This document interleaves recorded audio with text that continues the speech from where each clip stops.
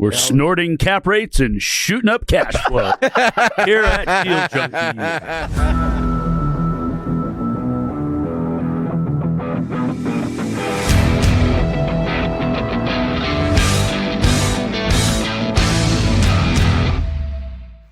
Welcome back to Deal Junkies. I'm Gabe Johansson here in the studio with Mike Nuss and Trevor Howard.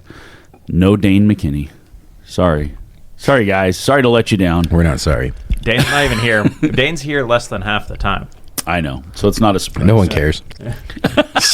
His mom listens. Love you, Dane. Love you, now Dane. Mike doesn't have not anyone anymore to argue with. He's never here, so she quit listening. Now you have to argue with Trevor I'll instead argue of with Dane. Mike. Trevor's already mad. We already started. He's already mad at me. Mike's just mad when people make money. He's a peg and a pawn of a machine. They call that a hater. Yeah. Mike's a hater. Yeah. Mike's a hater. Mike, Hey, tell us why you're a shedding hater. light on the truth is not hating. That's just shedding light on the truth. No, I think you're hating. I love Alex Hormozi. I think he has an amazing mindset, and all the videos he does is great. So tell us what you're hating about and what happened and what we were talking Well, about. well, first of all, I've got about a tip of the iceberg amount of information and understanding. It all comes from That's social the media. perfect time So to make a really big opinion about something. I'm like your favorite political When you're supporter. not fully informed. Yeah, your favorite party line political supporter. I don't even know what you guys are talking about. So you spent $6,000 on Alex Hormozi books, so that way on you education, could. yeah. But the delivery, there's more to it. But what's from a outside viewer's eyes, someone who's reviewing your social media feed that doesn't understand how you spend money to feed your brain, what they read is you spent $6,000 so you could give them a free book. And then the person that you gave $6,000 to so you could give away 100 of their free books, which means, what is that, like 60 grand, 60 bucks a book for you or whatever it is. So he just sold a record amount of books in one day at $60 a book, not $199 online, at $60 a book. So he 30. sold a record amount of books for a premium price. You're giving them away for free. $30 a book is what you would pay. So I paid for an AI model. It's 200 books. Yeah. Okay. So I bought 200 books. I bought an AI model, and then I bought a whole package of additional information. Okay, so no one understands the AI model, right? So outside looking in, AI model and all the other information models are not part of what is being viewed as the scheme, the marketing scheme. So back up and tell us who Hormozi is and what just happened. Like this was this was like a groundbreaking moment. This dude or is something? a business guy. He runs multiple businesses. He gives away a ton of free information online. He sells courses or information. He's a guru. Yeah, but he's kind of anti. One of the best. He's one of the greatest business minds. Like, if you actually read that information and apply it, it is life changing. I would pay $10,000 for the information that I get for free online. Yeah, he resides in the business community, but his mind's different. He's like a stoic. So one of the best video clips I've seen of him is him talking about someone asking him, "Are you happy?" He's like, "My point isn't to be happy. I'm not here to be happy." So that is a poor measurement of how I live life or see life, right? So he just thinks that everything in a very different construct. It's a great mind. I mean, I don't care about any of that, but the information he gives you helps you make more money. So then I pay. Have you ever bought anything from Hormozi, Mike? No, I haven't been in the I haven't paid for information in a while. Okay, so You could buy a book for 99 cents also for his first one. Right. So why would you spend $6,000 if you can get it all free? So that's what I'm trying to get at is it's a money model, right? So he's teaching a money model through his new book launch, which he coordinated with a free webinar. So you start out, the way you get into the funnel is a free webinar. So yeah, There's lots of ways to get into his funnel. Basically, he has 3 books. They're all called the $100 million offer series. It's $100 million offer. So when you have a business, how do you make an offer that has value to someone so someone wants it? $100 million leads. How do you get leads for your business? And $100 million money models. How do you actually charge and make money now once you have these other 2 things? So we've gone through and done all this stuff. It works amazing. I would recommend reading these books. I would have paid $5,000 per book. The information was way. It's valuable. It's valuable to me, yeah.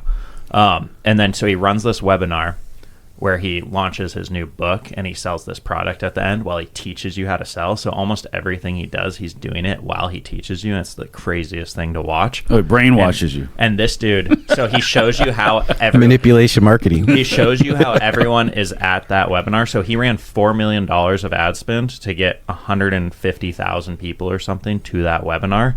and he made $2 million while doing it. And that's the whole point of how can you run unlimited amount of ads that make you money so you can actually. So wait a second. He spent $4 million to make $2 million. So he brought in 6. So so that's a risky play if you spend the $4 million. You don't get it. No, but then he shows you how he did it, because he started with $28,000 and he returned $28,000 into $4 million of ad spend through the model that he shows you how he did it, and like this is what he does on every business. Right. So the sales fuel the ad spend to keep compounding of this small sale of whatever he was selling on the front end, and then so then you have like 30 grand back, and then you spend the 30 grand the next day, then you have 32 grand, right? And you keep on rolling that. So you forward. Showed up. You're already reading the books. You're doing the thing, one. And he's like, "Hey, I'm going to come out with a new book. I want as many people as possible to come to this webinar. It's free." Well, no, and then he shows you how to get people to show up to a webinar, because he says, "If you come to my webinar, I'll give you this special bonus." And right, there's always a contingency of the thing to actually sell something better. So you went to the webinar for free. Yeah. And once you're in the webinar, he sold you $6,000 worth of books, which aren't free. Or you could take free stuff too. But I had $6,000. I was like, that's worth $6,000 to me. I actually bought it before he finished. And you got the AI model and 200 books that you say are the same book that you give away to people? Is that what you're telling me? No. Yeah. So what I bought was he was selling an information package of all these consultations he's done and all the businesses he's scaled. So I paid $6,000 and immediately bought that as soon as he talked about it, because I was like, that's just worth $6,000 to me. And then he did all his upsells of all these other things he was adding on, and then it was just all thrown in. What stops somebody from just buying that and everybody shares it instead of everybody in the room buying it for $6,000? Yeah. It's just a one-time login. Like, it's personally to you to log in. Yeah, it's proprietary, so you don't feel good just sharing that stuff out. Yeah, I don't know. But that's where it's now. So the book thing is the mirage, right? That's like the nugget that's thrown into it. That's the multi-level marketing piece. That's the expand his network by bringing your network in. Yeah, it's genius. It depends, man. It depends on what's your goal and what you're doing. So that's helpful information that you're just giving to people for free. So, like, if anyone wants it, they can have it. Of all the people who've seen that, how many people have asked, yeah, send me the book? Oh, like 30 or 40? Okay, so 30 or 40 people. How many are going to read it? Well, I have no idea. Okay, how many are going to take action? Well, I have no idea. Okay, so you just spent $6,000. Like, now you can justify it by all the other value that he put in. I paid $6,000 before I even knew what the full package was coming with. You're so the very, but that's or 20. That's exactly what I'm trying to get at. Is you're the very unique individual that will take advantage of all that information and now turn that into making money. This is not much different than a multi-level marketing scheme. Well, he sold 25,000 of them also, so and he made $300 million in 3 days. So how he did it? He sold 25,000 by spending $4 million in ad spend. How many people did he touch to get to that $25 million? So if you had 150,000 people show up at a webinar, that's probably 3% of the total audience that saw it.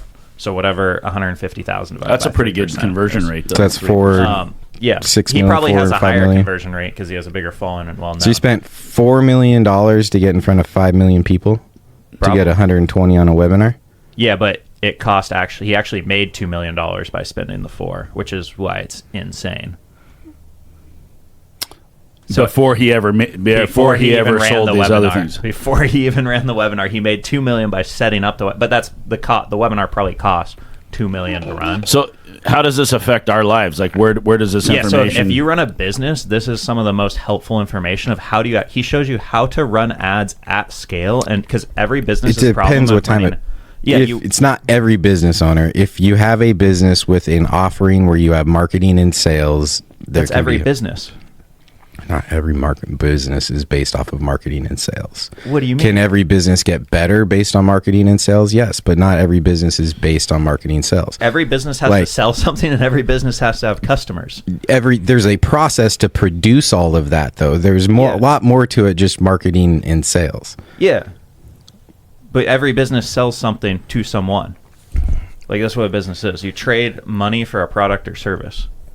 Yeah, I get that. But some businesses have a lot of different things that they're selling. They can create lots of different packages to show lots of different varying of values, and that's a lot of what his trick is. Some businesses are one trick fucking ponies, like an appraiser. Mm-hmm. I'm an appraiser. I'm a fee appraiser. I would 100% read these books if you were an appraiser, because it would show you how to make money. So, like, it would apply to appraising and low ticket items like that very easily. Only if you're that unique individual that can change everything in their brain to do it in a different way. So the whole point of the books is written in 3rd grade level, and it's a picture book. So, like, it's the easiest way to understand. Yeah, this is a robot that doesn't understand how humans work. I mean, it's valuable information. If you just read it, it works. Not saying that it's no. It works for you. It works for you because you read it and implement. Very few people actually read.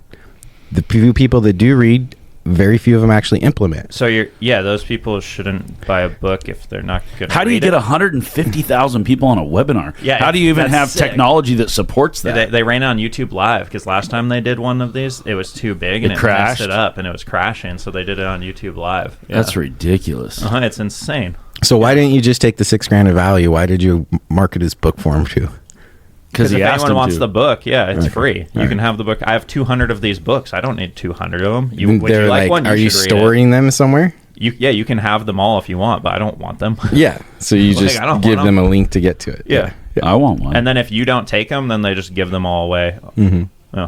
Yeah. No, I'm not saying that Alex Hormozi is not a genius. I think very few people will get the level of value that he's getting out of it. It seems to me like you think it's unethical the way he ran this or something. No, I'm just saying. You're upset. What are you upset about? I'm not upset about anything. I said a joke. It doesn't break any records for book sales. Correct. If you're giving away 200 books for free along with a big promotion where you're giving away AI and teaching a webinar. So technically it did because they had the Guinness Book of World Records there, and it was it was the 5th fastest selling book behind Harry Potter 4, 5, 6, and 7 or something. But that's like assuming that everybody's paying $6,000 for 200 books. It's framing. So Guinness was there, and they certified. They certified it. Okay. So this is where I have issues, right? So this is again, it's all about framing, and what did I say? Manipulation marketing. It's a media stunt. So we also have another very good friend who set the Guinness Book of World Records for diamond push-ups. It wasn't official though. Right. So this is exactly what I'm getting at. So this Gabe. is official. Not me. Gabe did an official recording, and they disqualified him because one of his little push-ups was slightly off. Mm-hmm. Okay. Do you actually correlate that you've told me yourself that he didn't sell this many books. There's all these other things that you bought and what you paid. Correct. Yeah. So how is it that the Guinness Book of World Records is going to certify this when it's not a book? Dude, I don't care. He made $150 million and he just showed everyone how to make a bunch of money. This is the beauty. This is the double-edged sword of Trevor. While it's beautiful that he doesn't care and he just loves things, but you do just ignore a lot of bullshit. Yeah, he sold 5 million books or whatever it was. He sold them as part of a package with other things, but did he collect money as part of a package for books? Yes. So what was the most valuable part of it for you? It's just for me. I haven't even got the full packages, so I've been using the AI model, and it's cool. You like the AI model? The actual thing I bought has to get shipped to you, so it's going to be here in a week or two. So it's like a freaking whole stack of these books I'll keep forever of hundreds of pages. I'm not a hater. I just hate how I'm not a hater. I hate. I just hate. The world is now just distilled into framing and semantics. And this is the best example of framing and semantics. Yeah, he did it the best. Correct. This was one of the best marketing things I've ever seen, and he modeled it was insane. He made $100. And he got rewarded with not just money, but a Guinness Book of World Records under framing and semantics. And a media stunt that's going to pay off big. Oh yeah, over time. Yeah, like he's made significantly more money than what he's talking about making, and we're all talking about he's now in your network. Well, yeah, the difference, but here's the thing, he's not Greg Pinio. He is a guy who provides significant value, he leads with value, he gives you and over delivers everything, and he's not trying to take from you. He's all about, I'm going to produce value and get that out into the world. And so that's the type of person that it's okay to let into your network. So we like Hormozi is what you're saying. Yeah. Oh, I've always been a fan of Hormozi. I don't know. I want one of those books. I think it's funny that this guy just won't recognize that he's part of a Ponzi scheme. No. I'm telling you. And he's trying to defend himself about, no, I'm not part of a Ponzi scheme. Dude, you're part of a Ponzi scheme. I'm glad you're getting value out of your Ponzi scheme. What's the definition of a Ponzi scheme? He's part of a click funnel. I wouldn't call it a Ponzi scheme. A click funnel. Multi-level marketing. It's still not multi-level marketing or a Ponzi scheme. No, it's Amway. It's the fucking energy drinks. It's not the same. Because you're not going to get It's a product. It just has a different product. You're not selling downstream. Like the whole those are also, that's how EXP runs, and it's a genius model for a brokerage. But no, you're not selling downstream. You are the downstream. Correct. And it cuts off at you. Yeah, whatever. It's free books. Is of value people can download or not on one Instagram post? Yeah. Sure. Like, Yeah, I'm not hating. I'm just No, like, you it's are okay hating. to it's You are okay for hating. you to have a little more awareness of what you're doing. no, I'm completely aware of what happened in the whole thing, and I paid for it, and I said this is the coolest thing ever. And you are not aware because you would read the book if you saw how cool. Mike's it was calling and you recognized. gullible. No, because all you did is said I spent $6,000 on these books so you could have one for free. Why the fuck would Yeah. I click on that? I don't care if you do or not, dude. 40 people were like, "This is awesome. Thank you so much." That's awesome. That's good for you. Mike's not the avatar. I mean, if you want to make more money, you should read the book. Mike has too much money already. Dude, again, so a business. Do you think sales and marketing helps me right now? No, I have so much. We have like bandwidth issues. There's other issues that need to be cured before sales and marketing will help us out. I mean, if you wanted more deals, you would learn how to market more for money and then to sellers. Except But if you don't deals want take more a whole deals- lot of different things than just sales and marketing. They take capital raising, cash flow projections, you cash get flow capital? management, project management, Through marketing. property management, asset management. all coming through sales and marketing. None of that That's comes the through sales and backbone. marketing. What are you That's the fucking backbone of talking about? everything. That's all To systems and get operations. Capital, you have to market. Front of the house, back of the house. He's saying he doesn't have the infrastructure to handle it. If he did market, he got more. Great. Awesome. So you awesome. should read those other books, and they'll help you with that problem, and then you can implement this book. Okay, he has books on systems and operations for property management, project management, real estate acquisition, finance. All within the AI model. Okay. All within the Okay. AI model. Okay. Dude, it actually is. I swear to God, because what the AI model is he did those in-person consultations with 100 businesses a week for 2 years, and a ton of property management companies come through, and he took every single problem they had and put it into the AI model with all of their data points. So it can literally tell you specific to property managers and all that. It's insane. Well, and so there's probably significant value in that aspect of it if you understand how to tap into it. But that's not what you were. You just type But into that's it. not what you were marketing. I was just giving away some books that I bought, dude. Here's 200 books I bought. You can have one if you want. I don't want the book. I want the AI model. So, You can have the AI model. but Mike can but do that Alex later. but Alex Hormozi, a guy who said I didn't buy any books. He just got credit for 200 books on the fastest in a Guinness World Record for a guy who admittedly did not buy any books. I bought 200 books. But you just said I didn't buy it for the books. Yeah, but I bought the books. Framing but and semantics. Mike, It's just there's framing a and package semantics. of multiple items, and 200 books were involved. So I bought 200 books. So why is I he bought breaking an a Guinness AI Book model. record for selling books when he Because sold? he sold the amount of books. What are you not grasping? So a book He is just sold no the longer a books. book? He sold the books. No, Did he sold sell a the books fucking course, individually? AI, all of this stuff, Correct. dude. That's not a book. That's sold a it- community. Mike, did he sell the books? Yes or no? Alex Did he sell Hormozi the is a books? genius because he created a brand new I don't- category and got a Guinness Book of World Records for an old category because he created a new one. Yeah, dude, he's genius. I'm Did not he sell the book? I don't understand what problem you're having. It's pretty simple. He sold a package. because of that's not things. what sold the books. The books did not sell themselves. Maybe for someone they did. There's different value in a package. To other Dude, people. you have 160 books sitting in a fucking warehouse somewhere that are going nowhere, and he got credit for selling them. They're sitting in a fucking warehouse or haven't yet even been printed, I can and he has a take all Guinness books. Book of World Records. He sold the book. Why It's can't you not that just complicated. admit that there's framing and semantics that are packaged into what is now That's a the Guinness whole Book point of World an Records? offer, Mike. That's the whole point of the book. Is here's how you make a valuable offer. There's multiple points of value. No. Mike. No, it's about how can you frame it and create the semantics around it to make your Yes, that's offer creating an significantly more valuable than what your offer actually is. No. So it's creating actual value in the offer. So what you find is valuable is different than what someone Absolutely. else may find value. Absolutely. Did he sell 200 books? Yes. No, he didn't. What do you mean? Because you guys are that's stressing me out. yeah. Mike, he sold 200 books. I'm glad we didn't. No, Start you with didn't. I'm glad we didn't start with the econ update. Trevor'd be asleep right now. Does Right a now he's sale wide awake. does Did he sell- is so your delivery a question is- requirement of a sale? So your question is, did he individually sell all of these books without anything else? No, it was a package of things. Sure. I just want to know how to make $300 million. Yeah, in 3 that's what days. I'm saying. Mike's getting stuck up on these freaking books, and he's showing you how to make millions of dollars, and he cares about some stupid Guinness record about books. Just because you won't tell me I'm right that it's framing and semantics, we have to keep going down this It's a road. package. I don't know what your problem is.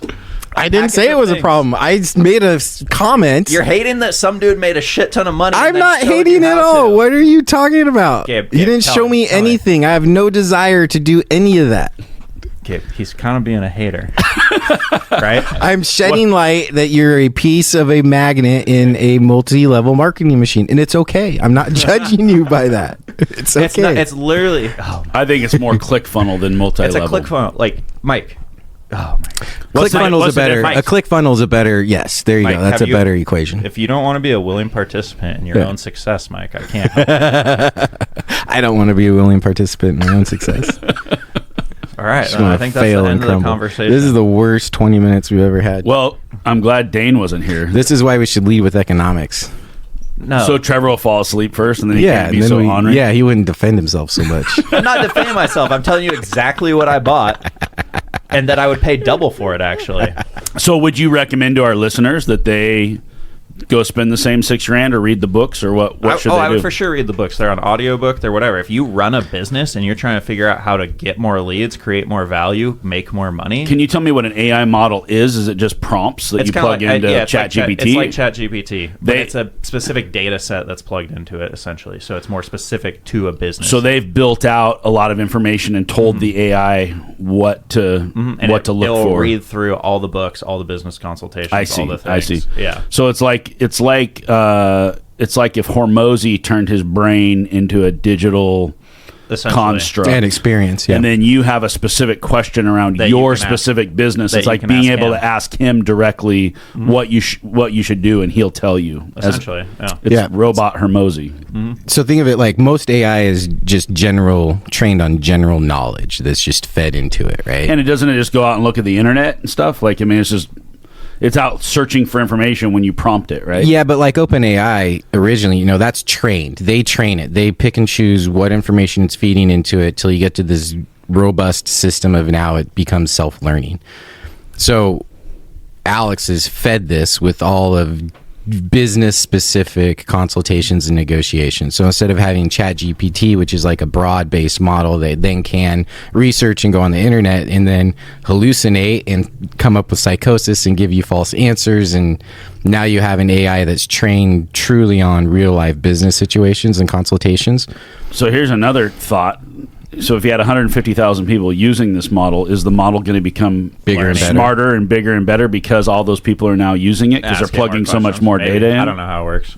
But I don't know. And that's a good question. Because when you're using OpenAI, you're siloed, right? Your communication with OpenAI is siloed from other people's communication with AI. It's your private. Correct. So it can't tell you relatively like how smart am I compared to these? Is anyone else asking this question compared to that? So it's silos. Got a firewall in it. Compartmentalizes. Yeah, that's their safety component.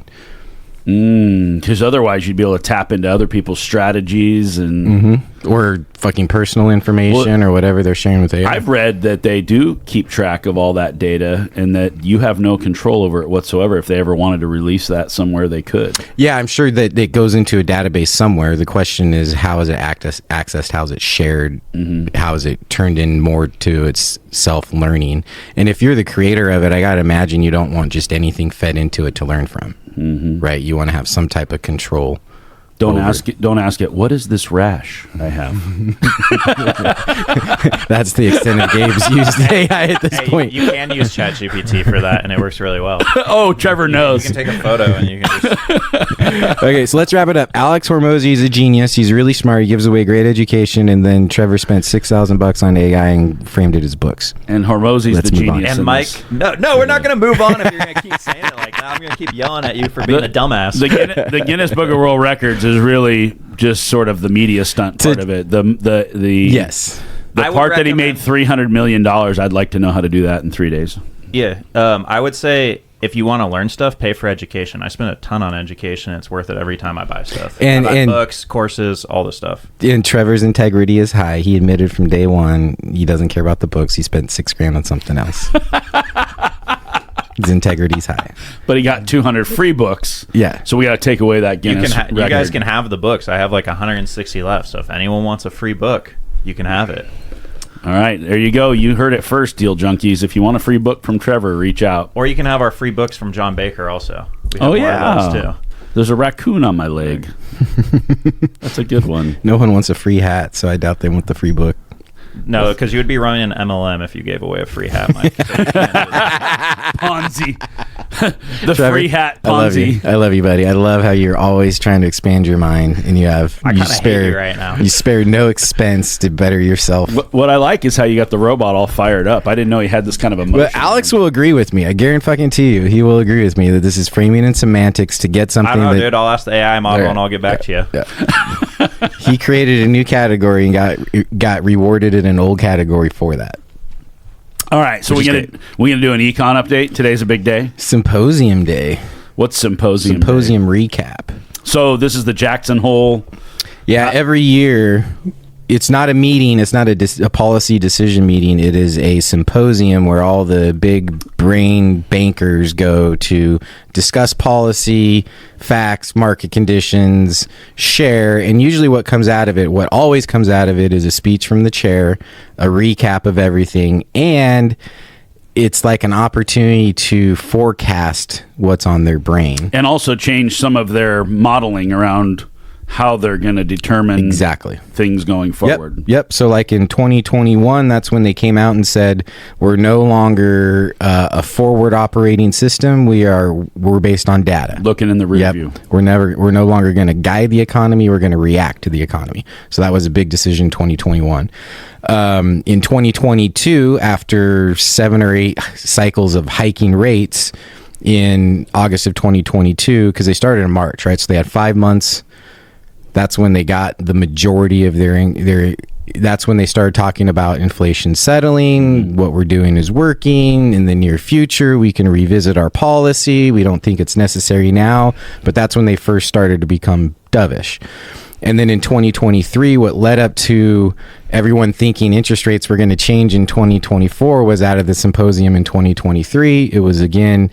We're at a point where we can start changing monetary policy at some point. Everyone took that as a dovish talk. Bond market went down. The market started making bets for Fed rate cuts in 2024. Which they did. Which they did, but not until September. Yeah, the end of the year. Right, which was right after the symposium. Mm-hmm. So in August, we had the jobs revision. Just like this year, we had a jobs revision, big jobs revision in August of 2023. And so at the symposium... We had the same thing last year. Yeah, and so the symposium... It feels like a setup a little bit. It does. It's very cyclical. It's like, we go all through the year. Everything looks strong. Yeah. We're going to have a meeting at the end of the year. Let's do a job revision. And oops, we didn't have the jobs we thought we had. Yep. Now we can start thinking about lowering rates. It's like Groundhog's Day. We just did it all over again in 2025. Yeah. And so then they had the symposium, and then Powell came out.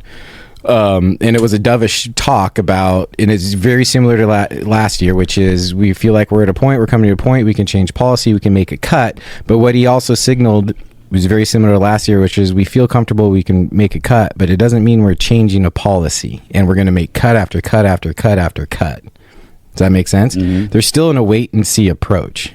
Everything's been a wait and see approach. But what's different between the last time we heard him talk and now was the, again, huge jobs revisions report. It's weird because, you never used to hear about the Fed board at all. And now suddenly you're starting to know people's names and they're all over the news. What do you take of this, Lisa Cook thing? Where political pressure. They're just going to start trying to push people out. Just like when a candidate's trying to run for office, they dig into all their dirty laundry and try to figure out how to get rid of them. It's different than that. And I'll try to be as political as I can, but when you have a presidential administration that acts by being a bully, this is how they implement it. So the one thing that they're not getting right now is any action from the Fed that they want. So the talking head, first you start on Powell. And Powell's not working, and then all of a sudden now a Fed governor. So then you fire the director of the BLS. One of them quit for no reason. Yes. So you give Powell stands up to Trump, and the framing's ridiculous. We don't need to get into the details, but he's hammering Powell. Powell sticks up to them. They have their last meeting.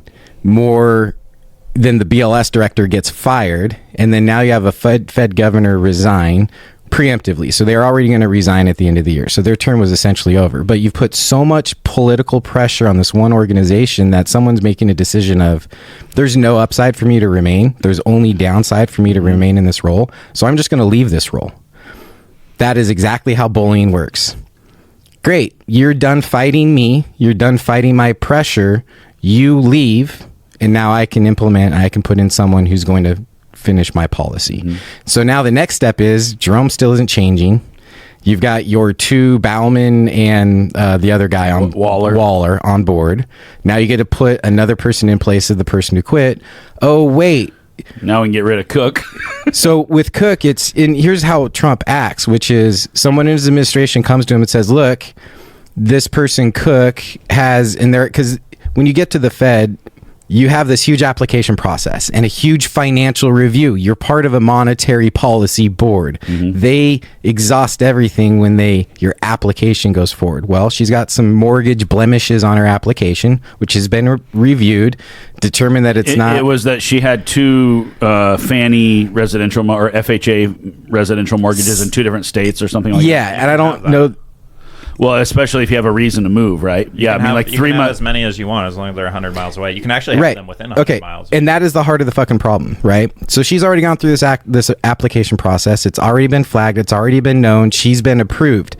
But with the Trump administration, when your tactics are any string I can pull on to be a bully, all it takes is someone in his administration. Look, we're not getting anywhere with Powell. We got the other governor to resign. We fired BLS director. Now we have this other governor that we can pull on this thread. All they have to do is make a claim. In today's age, that means all Trump has to do is send out a tweet that says fire her. But this time it was Fannie. The head of Fannie was tweeting it. What did they say? He tweeted a picture of her signature from one loan to the next. Isn't that private? You would think that is the weirdest thing. It's like it's not. And Fannie's supposed to be like a pseudo governmental agency. They're talking about taking it private later this year, but clearly the head of Fannie is wanting to be part of the Trump administration. Correct. Or he wouldn't be part of this witch hunt. He tweeted that it was a problem that she had two FHA mortgages. Yeah, and he's the head of Fannie.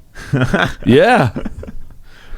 I don't know. Because she says I'm not going to be bullied, and he posts on there. He says, "Well, I only have one question. Then is this your signature?" And he screenshotted her signature on both loans and put it to the public. Let's through the words of a person who is up for the next Fed chair as an appointee from Donald Trump. Oh, you think the Fannie guy? No, James Bullard. James Bullard was a past chairman. He is on the short list of Trump's appointees to be the next chairman next year, was on Bloomberg this morning. This is how things should happen. So he was asked directly about this issue about Scott. And he said, well, we have a process for these things. Who's Scott? Scott is the mortgage lady. The pressure now, the Fed governor. Oh, that's her name? I thought Lisa. I thought it was Cook. Lisa Cook. Scott. No, it's Cook. Sorry, Cook, not Scott. Okay. So in this scenario, there is a process to go down. There is an investigation, a charges filed, a claim made, and then a defense of that scenario. That's what we want our monetary policy to do, is have a process to deal with something. If there is a blemish, let's look into it. We have a bunch of Fed chairmen. They get investigated for insider trading. They all have blemishes on their applications. It is understood. That's why we should have a process. When someone just says, nope, we're going to fire you. Because she had two FHA loans? Without exactly. That is the process. Right. What are we doing? But hold on. But that's theater. The problem. Do you not see that this is just bullying? That's how it gets played out. I don't watch any of this. But so what is her, to look at it from her standpoint, what is her, what is to her benefit, I guess, to stick around and fight this? Like, is she going to be Well, it's her job.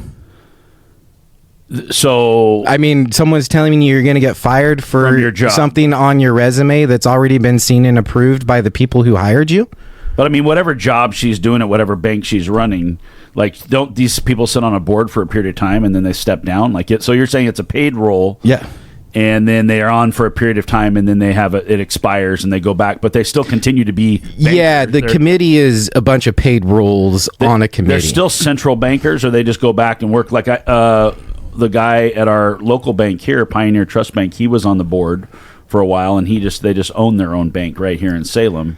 So how does that work? So I don't know how to decipher a Trump tweet when he says, I'm going to fire her. I don't know if that means... He says if she doesn't resign, I'm going to fire her. So this is that firing her from her role at the central bank, or is that firing her from the committee? Again, you don't know. This is all politics and pressure. Well, the only thing he could fire from is anything she's getting a check from the federal government. Any other job she's doing, she still has, if she's doing another job.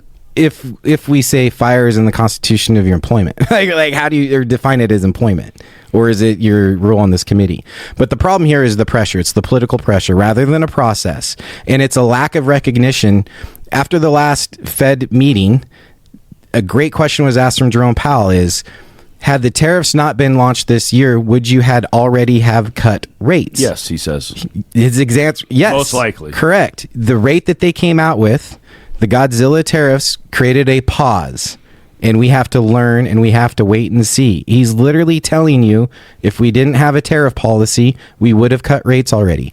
And the other thing you can look at is now how does the bond market react to it? Because the 10-year bond market, the longer range, should be economics based. It should be pretty in step with what the Fed is. The bond market is scared to death of inflation right now. Why is the bond market scared to death of inflation right now? Because we haven't cut spending and we fucked with productivity. That's really all the bottom line is. We're not cutting spending, so we've done everything we can to slow down the demand side through monetary policy to get inflation to as low as we can. But at the other end, if you don't increase productivity or you don't cut spending, we're going to be stuck where we are inflation-wise. Well, guess what? We just increased spending by lowering interest rates. Have we increased any productivity? No, because the tariffs are still being negotiated. Our supply chains are still fucked up. AI still has a long way to go before it's increasing productivity. So when you look at the long-term range on the bond market, the rates aren't adjusting. The Fed cut helped a little bit today, but like 3 bips. Well, it wasn't a cut. They just said they might cut.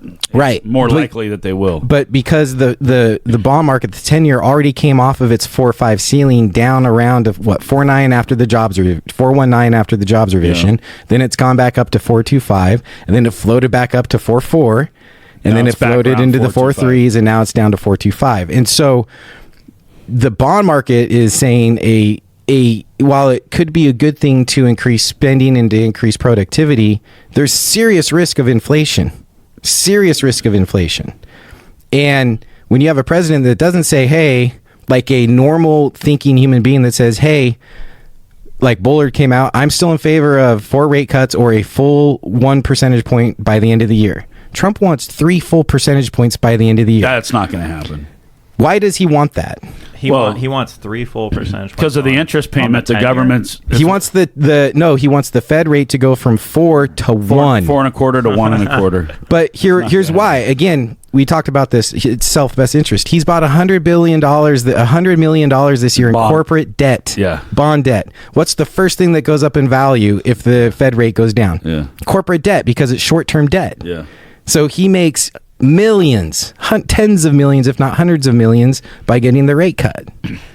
Even though he has a policy that creates significant unknowns in our supply chains, in inflation, won't cut spending. All he's done is reappropriate spending to his own social issues. Dude, it's a bully mentality, and it's when it comes down to monetary policy, that's a no-no. But the inflation tariffs have so far haven't really moved the needle on inflation. Like, and when you're reading at least what I'm reading this morning is the big companies like Walmart are talking about how some of their items are going to some of it's going to be passed through and the consumer's going to pay. But so far they've been able to find other efficiencies and other ways to cut and purchase. Which is why you have a historic jobs revision. Right? If they're having to eat off the cut, right, their expenses have gone up. They have to make other cuts. Where do you think they're cutting?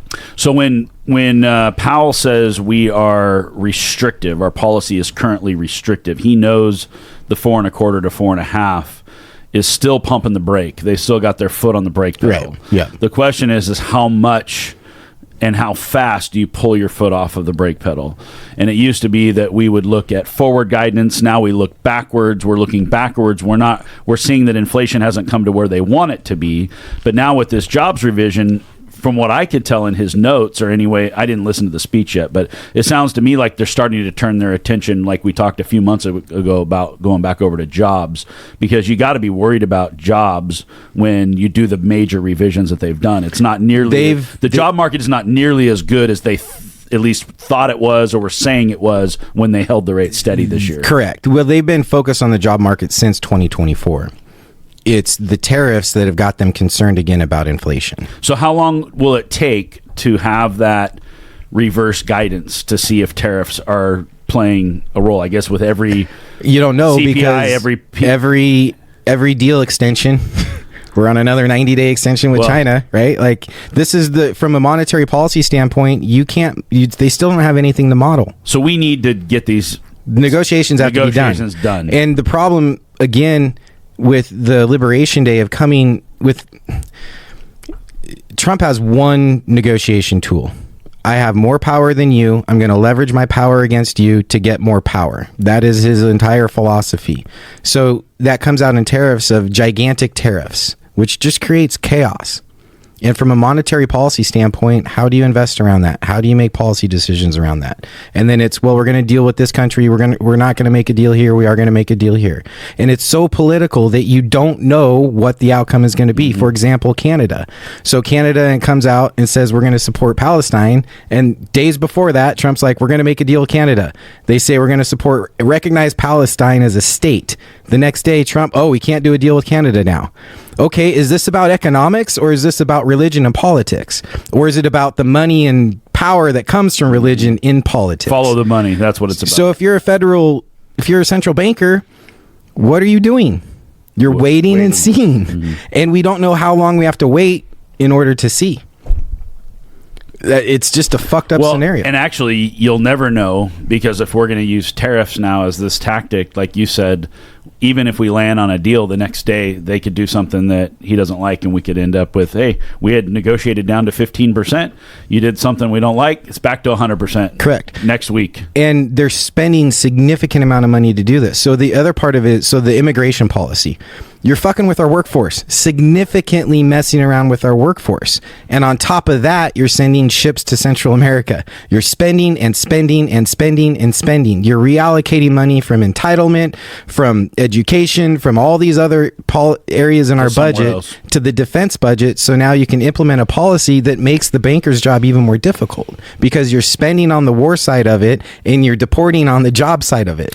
So this has got to be why he's applying maximum pressure on changing this board, because his policies are fucking it up. He has to. It's the only way he can. Yeah, he has to get new people in there that'll just... So really what you're saying is, by this time next year, we will have a Fed that truly is all political. We're on our way to it. And we may already be there. Yeah. But for sure we'll know next time that for sure it's political. Well, and that's why the gerrymandering issue between Texas and California is such a big issue, because redistricting. So they passed that in Texas, and then California did something. Now they're going to redistrict. Yeah. So Trump pressured Texas into redistrict their voting so he can get 5 more seats. So seats in the House. I think it's the House, because there's only 2 seats Senate for each, right? So in the House, in order to then keep control of the House, because the thought process now is in November they're going to lose the House. So California sort of countered that by doing the same thing to get more seats also? Yeah, exactly. On the other side. Okay. Correct. So California's trying to, and I guess they're gerrymandering. We changed districts at the end of a census. What's gerrymandering? Gerrymandering is changing the voting districts, so you can be more Republican or less Republican or more Democrat, and that's done after every census. They want to do it in the middle of the 10-year period, because Trump wants the more seats to retain his control on the 3-legged stool of our government. And so Gavin Newsom in California are saying, you're going to gain 5 seats from Texas, but we're going to do the same thing. We're going to take 7 away from, Wow. So, but that's all politics for control at the 3-legged table. So, all things being said, I don't know how many people on Main Street actually dig into this stuff as deep as we do, but the general sentiment is, I think, that interest rates are high, home prices are high, housing is high. So, I guess what I'm trying to figure out is, it doesn't really matter. Some of this political theater and some of the things don't really matter. As long as we do get rates lower, the housing market will loosen up and everything will follow. Deals will begin to happen again. Money will begin to flow. And that is probably coming within the next 3 to 6 months, would be my guess. It all depends on the spending side. Because the concern on the bond market is, yes, right now companies are less profitable because they have an expense thrown onto them that they cannot pass on to their consumers. if they can't start passing that on to the consumers, well, then that's inflationary. That's problematic 2, 3 years, 4 years down the road. But we're in real pain right now. The jobs revisions show that. Earnings show that. We need to lower, and one of their largest expenses is interest. So lowering interest makes it healthier from a business environment. Healthier from the business environment should be more spending, which then goes down to the consumer environment. So in the short term, that's a very good thing. But the concern is if we don't increase productivity or decrease spending 2 to 3 years from now, you have inflation. Correct. So the bigger concern is right now we get a Fed rate cut, but then the long end curve doesn't actually do anything. And the long end curve doesn't actually do anything because of all the turmoil happening in the short term. And so they may not get worse, and so mortgage rates may not get worse, but it may not get better. I think AI is going to be the productivity savior. I don't think they've baked in how much increase in productivity we'll get from this. Yeah, but right in the short term, it's all white collar productivity increasers. And from an actual products standpoint, so that's good for services, and it's good for coaching, and it's good for CEOs and businesses, and that hurts attorneys and it hurts CPAs, and right. But until we get the robotic side on the manual labor side of it, there's only so much productivity you can increase. Have you seen how cities are using robots for security? It's crazy. I saw a robot strip off the skin of a grape and sew it back together. What? Yeah. Can you imagine? Like, That's robots doing surgery? That's precise. Yeah. Yeah. Huh. So robotics have to come a long way as well. So the world is changing in many ways right now. It's an interesting time to be alive. Yeah. And I'm not a believer that like the world's going to die because of AI. Like I do believe in new job creation, and robotics freeing up labor will allow other people. We could lose control of it. Oh, it could definitely become a universal basic income thing, could then change the mentality even more. Like it's absolutely a concern, but I do think there's a lot of potential upside. So you think the Fed will cut in September 16th is the next meeting? I think the kind of standard emphasis you hear out there from like bankers and economists and bond investors is we'll probably get some. It'll probably just mimic last year, which is you think they'll do one full point, like they'll do 4.25. Well, they don't even. Yeah, they have 3 meetings, so they to get a full point, they could do two quarter cuts and a half. Last year they did 2 halves. I think no matter what, they're probably making 2 cuts. The depth of those will determine whether we get to a full point. Okay. So last year we made a full 1 point cut just in the last quarter, but interest rates went up. For us, lending rates went up. But that's not true. They trended down. So the trenching of the bond market trended down prior to that cut. And then after the cut, it pulled back a little bit. Trenching stayed. So trenching in the bond market was higher than it was at rate cut day. Okay. But significantly less than where the trenching was the month to 2 months prior to the cut. And then shortly after the cut is when the Trump trade started taking effect. Because the market had sort of overreacted and was expecting more than a 1 point cut. So now we're saying the market is only expecting somewhere around. We're set up better this year than we were last year. So we'll get the 1 point cut, but the market's already pricing that in. So do we see a material difference in interest rates? Yeah, the market's kind of pricing in a 1/4 point cut is what it looks like for September. And so there's the market pricing in, and then there's the probability expectations, which are 2 different things, right? And so you have people making bets that 90% of people right now believe that they'll make a cut, but what are the actual bond traders doing is a different thing. And so it does look like it went from 4.5 down to 4.2, back up to 4.4 into the 4.3s, and it was kind of settling in that trench. And then today it's down to 4.25. So in my mind, it's only done a 25. It's only tranched down 25 bips. Yeah. So is that not pricing in what will happen in the other 2 meetings? Yeah, that's kind of how I look at it. And part of it is you need to hear the reasoning behind the cut. Mm-hmm. So like last year, they thread the difference. They went 50 bips instead of 75 or 25, kind of threading the needle. And then the reaction was, well, money pulled back a little bit because it wasn't mad at it. It wasn't. But then a week later, the Trump trade started to take effect. So we're conflating 2 things. When people say mortgage rates went up last year after the cut, they're conflating the Trump trade, inflationary policy ahead along with the Fed decision. Yeah. You have to look at 2 months prior to the decision, and you can see rates came down because of the decision, because the bond market gets ahead of the Fed. Because what do traders do? I want to lock in yield now, right? Yields on this asset are about to go down. So I want to buy it now to lock in a higher yield now. And when the yields go down, the value of that asset goes up. So you want to buy it before it goes up in value, and you want to lock in long-term yield before that yield goes down. So the bond market gets ahead of the Fed. And then the Fed made their decision, it reacted accordingly, and then everything after that was inflation-based. It wasn't Fed decision-based, it was... And do you think that's because we saw Trump was going to be president, and he was very open about tariffs going Correct. in? Like, he ran kind of on a platform that he was going to be tariff guy, and this was going to be part of it. So April 1 was Liberation Day, or whatever we call it, and so we've been 5 months almost into this tariff battle. Yep. Is that a trade war? That's exactly what it is, a trade war. So we're in a trade war. It's more than that. Do you want rates to go down? I do, although I'm a little bit torn on it. Like, I feel like there's a lot of... That's awesome. It depends on what lens you're looking through. From just a business standpoint, being a broker, owning a brokerage and doing that, I think, there's just a lot of pain because we don't have transaction volume. And so there's a bit of a cleansing. We have brokers leaving the market. We have brokers moving out of state. We have different things that are happening. And it's just hard to do deals. It's just hard to transact. So I would love for it would be easier for more retail transactions to happen. As a buyer, this is the best buying market so far in my real estate career, and so I love the idea that we can do more business that way. Isn't this the best rent to price ratio that you've seen in a very long time? Yeah, we're looking at we're looking at deals now where you're hitting metrics that you might only normally see in middle states. Like, we're hitting it right here in Oregon. So I mean, I think.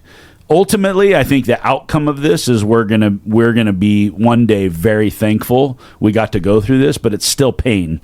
It's still hard to raise. It's hard to raise capital, hard to find debt. It's hard to make money. It's hard to cash flow. Expenses are still going up. Rents have gone flat. It's harder to rent units. Everything about what we do in real estate is harder, except for finding deals, because there is pain. There are sellers out there now that have been out for 2 or 3 years that need to sell, really want to sell, or they're fatigued, or they're just willing to be more creative. It's a fantastic time to be a buyer. I think I don't think it's going to get any better. I don't think. Maybe over the next 6 months there'll be a little bit more pain, but I think that we'll look back on these days and go like, man, I wish it was as easy as I wish we would have. I think you always feel that way, but I think that we want to buy as much as we can possibly buy today. I still feel like I want there to be a little bit more. It's too extreme. It's just drastic to the other side of the equation. I would like there to be a little bit more balance. If I was just buying apartments and that's all I did, I would be like, man, this is heyday. But since we do other things, when one side's doing great, the other side's not doing as good. I mean, we're still holding steady and things are going well, but it's just harder. It's just harder to do business. Yep. It's harder to make money, but it's easier to add assets. Yep. And I guess that's how it's always going to be. Like, the easier it is to make money, the harder it'll be to find assets. Well, like your best rent to price ratios you've seen is direct opposite of the worst debt to price ratios you've seen. Yep. They correlate. The opposite correlation. 100%. Yep. Yeah. I mean, it's tough to do deals, but it's a great time to be a creative buyer. It's a great time to be a leverage buyer. I mean, you could get yourself in trouble if the last 3 years are not a recession and it's as good as they say it is, and now we're going into a recession. I don't know if that's a problem for us or not. Maybe once we go into a real technical recession, maybe life will be easier for us as real estate professionals. But as it is, God, that sucks. It's true though. We need a real recession. We need a real technical recession. Not an industry recession. Yeah. Right. I mean, right now on Main Street, you can ask almost anybody, and everybody's out of cash. Everybody's out of money. It's hard to get money. Everybody's looking for ways to get money. Yeah. My dad does a lot of ranting on Facebook and shit, but sometimes people that rant say smart things. And years ago, he said, "Well, real estate's just become a leading indicator." It has. It's just become a leading. It told you what's coming. Yeah, exactly. Yeah, I wouldn't call this a real estate recession just because, housing prices stayed where they were. But definitely from a commercial real estate side, we saw a reset of 20-30% in values, which when you're a lot of that is NOI driven. When you have your rents go flat or you have more vacancy, you've got more expense, and the cost of everything has just gone up. I'd say we're so far into duration now that every month this gets extended, the commercial market gets the threat to the commercial market exponentially grows. I think we're coming out of it already in commercial. We're seeing, our debt. You don't think? I don't think that I think the pain in commercial I think we're almost coming out the other side of it. In that you're correlating that because you're just getting better debt prices now? We're getting better debt prices. There's more transaction activity. There's more lenders coming back into the market. It is easier. It's becoming easier to raise debt and equity. Rates are at like 6 to 6.5, not agency, and then Agencies in the mid-fives. Mid-fives. Yeah. Sure, but if it doesn't actually clear out the bad debt... I think that most of that has been worked out. I think we're still going to see a period where some of that has to get cleared out. But I believe that pain, the heightened pain is going to last for 3 to 6 months, and all of that blood in the water will disperse, and we'll be back to business. We've seen a lot of that with deals we've looked at. There's a lot of blood in the water right now. They have their deals are 100% leveraged based on the previous value, and now the value has dropped, so they have 100% loan on it. And the lender, we've tried to assume a couple of these, but they won't let us because they don't want it at 100% leverage. Yeah, doesn't debt cover? It debt covers 1-to-1. Yeah, 1-to-1. But it makes the payment. But they want more cushion. But they're already in a bad spot. Yeah, but they're in a bad spot, and they don't realize they're going to take it back and lose more money. So I'm like, hey, you guys. But that's what I'm pointing to is that stuff isn't working out. But the bank just takes the loss. Yeah, I think the banks are going to take more. But that's the problem. That's a lender taking a loss in the residential world doesn't affect the residential market. But the more banks that take losses in the commercial world ultimately starts affecting the commercial lending market.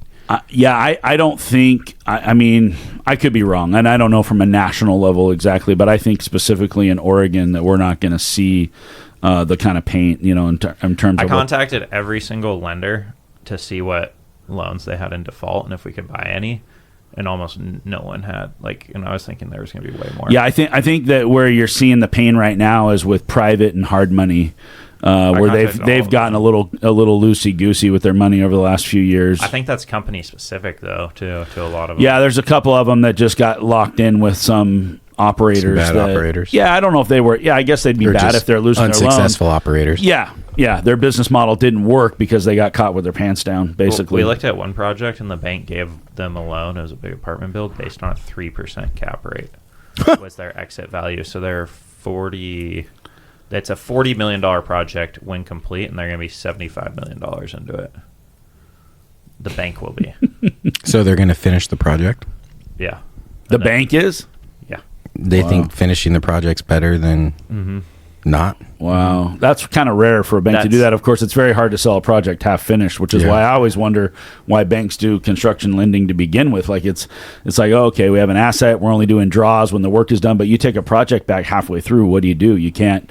You're going to hire another contractor. Nobody wants to take that risk. In-house project management, baby. Let's go. Yeah. Finish the deal. If you're a lender that knows how to take control of the asset and go out and finish it, that's one thing. Maybe that's the key. Maybe it's creating inside development departments inside of your bank. They just drastically misunderwrote that, which is crazy on that big of a deal. Why did they do that? Dude, I don't know. They were taking investor money and wanted to make a fee. Coercion.